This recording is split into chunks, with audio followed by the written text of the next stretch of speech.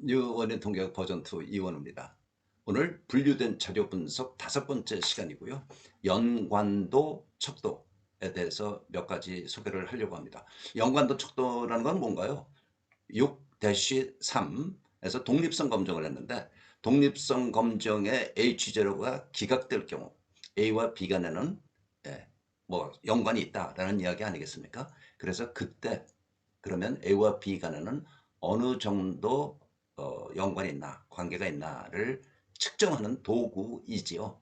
자, 시작해 볼까요? 연관도 척도, Measure of Association입니다. 분류된 자료의 독립성 검증에서 두 개 변수 x, y가 독립이 아니라면, 독립성 검증에서 독립이 아니라면 얼마나 관련이 있는가를 측정하게 된다. 그렇죠?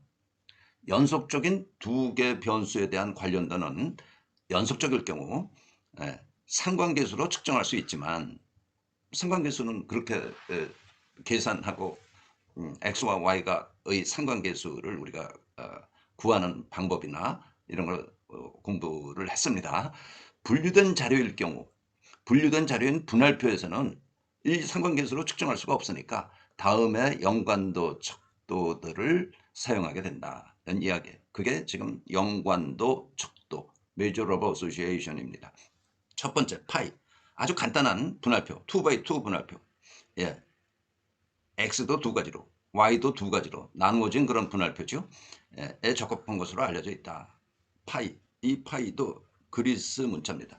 두 개 변수 각각이 두 가지로만 분류된 경우죠. 2x2 분할표라는 거는 파이는 이렇게 계산됩니다. 라는 이야기예요. 그런데 이 분자 있는 건 뭡니까? 검증 통계량의 값이야. 검증 통계량은 이 경우에 시그마 xij, eij 제곱 나누기 eij 이런 식으로 나타난다고 그랬었어요. 이 분리된 자료에 대한 검증 통계량의 형태입니다. 이가 이렇게 계산된 값, 이 값을 표본 크기 n은 표본 크기입니다. n으로 나눈 값에 루트 씌운 거, 그게 파이 값이다. 파이다. 근데 n이 크면, 표본수가 크면, 많으면, 표본이 많으면 카이 제곱값, 검증 통계량의 값이 커지는 경향이 있습니다. 그래서 n으로 나눈 겁니다. 예? 그런데 이건 뭐 최대값이 없죠. 예? x제곱이 뭐 크면 클수록 저 파이 값도 커지니까 좋은 척도가 아니에요. 유치한 좀 척도라는 이야기죠. 그 다음에 크레머 V가 있습니다. 크레머 B는 일반적인 P/Q 분할표에 적용되지만 역시 이런 문제가 있어서 사용에 제한적이다. 이건 뭐냐면 파이, 앞에 파이를 또 나눈 거예요. 좀 복잡합니다. P/Q 분할표인데 P-1과 Q-1 중에 더 작은 거, 미니멈. 이 둘 중에 더 작은 것으로 또 루트 씌워서 나눈 거. 식도 복잡하고 크레머 V도 별로 사용하지 않습니다. 그러나 이제 참고로 여기 두 개를 참고로 소개를 한 거고요. 흔히 일반적으로 쓰이는 것이 분할계수 C라는 겁니다. 분할표의 연관도 측정에 널리 사용되는 척도이다. 분할계수는 다음과 같이 얻어지는데 0보다 크고 1보다 작은 값을 갖기 때문에 뭐하고 비슷해? 상관계수하고 비슷한 그런 개념이죠. 그렇죠? 뭐 어느 범위에 있어야 될 거 아니에요, 값이. 그래야 감을 좀 잡을 수 있죠. 자, 검증통계량의 값을 검증통계량의 값 더하기 n 한 것으로 나눈 것을 루트 씌운 거. 그게 분할계수 값입니다. 그래서 분할계수는 이런 그 분할표가 있을 경우에 분할계수는 흔히 계산돼서 나오게 됩니다. 별다른 이야기를 안 해도 분할 계수 C 값이 나오게 되면 나오는 거는 이제 컴퓨터 출력이 된다라는 그런 이야기고요. 네 번째 거를 소개하겠습니다. 이 램다라는 것은 역시 사회과학 분야의 경영학이나 뭐 사회학 쪽 분야에서 나오는 것인데 조금 개념이 어렵습니다. 예? 개념이 어렵기 때문에 좀 오늘 좀 자세하게라고도 할 수 없고요. 좀 나름대로는 쉽게 여러분들이 이해할 수 있게끔 소개를 하려고 합니다. 이 램다라는 거는 램다 이것도 물론 그리스 문자예요. 예, 뭔가요? 시옷은 아니고 꺾은 겁니다. 위를. 분할표의 두 변수가 특히 명목 변수일 경우에 특히 사용이 됩니다. 예. 램다는 A와 B 두 변수의 인과관계는 원인, 결과예요. 인과관계에 따라 두 가지로 얻어진다. 그래서 이제 조금 나중에 설명하겠지만 A 변수가 B 변수가 in이라면 A 변수, B 변수 때문에 A가 이렇게 분류된다. 뭐 이런 식으로 해석하는 거야. 그리고 램다 B A가 주어졌을 때 A가 이 경우에는 뭐예요? 원인이 되는 거고 B가 결과라는 거야. 그런데 컴퓨터에는 A와 B 중에 컴퓨터는 A와 B 중에 어느 것이 원인인지 결과인지를 몰라요. 그래서 이 값도 계산해주고 이 값도 계산해 줍니다. 무슨 얘기인지 아셨겠죠? 예. 자, M이라는 값을 A를 예측하는데 A를 A 변수의 최대 범주로 예측할 때 발생하는 오차. 무슨 얘기인지 알겠습니까? 예. 자, A 변수의 최대 범주로 예측할 때 발생하는 오차. 잘 모르시겠죠? 조금 이따 예를 들면서 설명을 하면 조금 더 이해가 될 겁니다. N은 B 변수의 각 범주에서 A를 예측하는데 A를 A 변수의 최대 범주로 예측할 때 발생하는 오차. 그래서 M 값 빼기 N을 M 값으로 나누어 준 것으로 정리를 합니다. 그렇게 계산해서 얻어진 값이 램다라는 거죠. 자, 이 예를 통해서 이 표현이 무엇인지, 어떤 표현인지 이해할 수 있기를 바라겠습니다. 대학 기부금 입학제도라는 게 있죠. 가끔 가다가 이거 튀어나오는 이야기인데 기부금 내고 대학에 입학하는 그런 거예요. 뭐 다른 나라에는 있는 것 같은데 우리나라에는 아직 공식적으로는 없습니다. 대학 기부금 입학제도에 대한 태도를 A라고 하고 지역을 B라고 하자. 지역을 B라고 하죠. 그래서 이게 A고 지역이 B입니다. 그래서 1487명의 성인들로부터 얻어진 분할표는 다음과 같다. 이 독립성 검증할 때 나오는 이야기죠. 그렇죠? 지역과 태도 간의 독립이냐 아니냐. 그 이야기야. 태도와 지역 간의 독립이냐.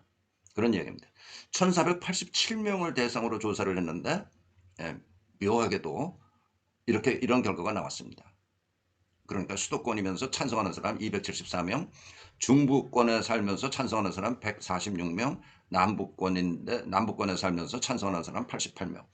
뭐 반대에 대한 인원수도 쭉 나왔죠. 그렇죠? 이거 합한 게 508명. 두 번째 반대하는 사람들이 979명. 수도권에서 찬성 반대 수도권 사람이 982명. 뭐 이런 식으로 표가 얻어지는 거야. 분할표가. 예.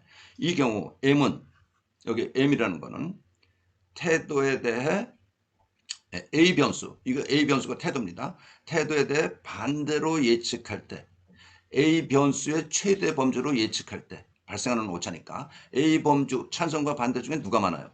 반대가 많죠? 그래서 1487명을 전부 반대한다고 예측한다는 소리야. 태도를 A 변수의 최대 범주 반대가 많으니까 몽땅 전부 다 1487명 전부 다 반대한다고 예측한다는 거죠. 예? 그러면 틀린 게 몇 개 생깁니까? 508. 508개 잘못한 거죠. 왜 찬성하는 사람도 반대한다고 예측을 했으니까. 이제 이해됐습니까? N은 여기 있네.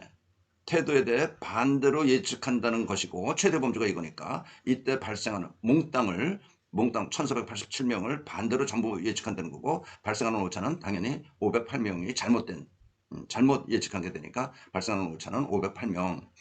N은 B 변수의 각 범주에서 여기서 보는 겁니다. B 변수의 각 범주에서 A를 예측하는데 A 변수의 최대 범주로 예측할 때 발생하는 오차. 예. 이 지역에서 찬성이냐 반대냐를 예측하는데 반대가 708명으로 많죠. 그래서 몽땅 982명 몽땅 반대한다고 예측을 한단 말이야. 그러면 오차가 몇 개 생겨? 274명.